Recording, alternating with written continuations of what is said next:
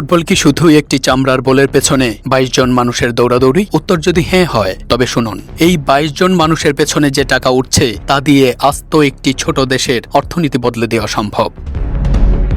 ইতিহাসে স্বাগত সবচেয়ে ব্যয়বহুল, সবচেয়ে ধনী এবং সবচেয়ে লেভিস ফুটবল টুর্নামেন্টে, যার নাম দ্য $13 বিলিয়ন কাপ।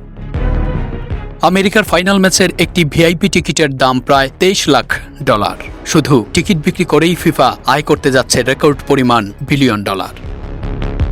মাঠের ভেতরের লড়াইয়ের আগেই মাঠের বাইরে পকেট খালি হচ্ছে সাধারণ মানুষের। এবারের চ্যাম্পিয়ন দল ট্রফির সাথে বাড়ি নিয়ে যাবে নগদ $50 মিলিয়ন, যা বাংলাদেশি টাকায় প্রায় ৫৫০ কোটি টাকা। শুধু তাই নয়, ইতিহাসের এটাই প্রথম বিশ্বকাপ যেখানে মাঠ মাতাবেন দুজন official billionaire athlete, Lionel Messi ও ক্রিশ্চিয়ানো রোনালদো।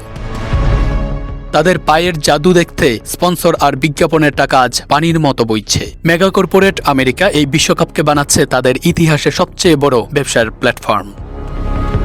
সিলিকন ভ্যালির এআই প্রযুক্তি থেকে শুরু করে ওয়াল স্ট্রিটের ইনভেস্টমেন্ট সব এসে মিশেছে এই মাঠের ঘাসে। বিজ্ঞাপনের প্রতি সেকেন্ডের দাম এখন আকাশচুম্বী। ফুটবল এখানে নিখাদ বিনোদন, আর বিনোদনই এখানে সবচেয়ে বড় বিজনেস।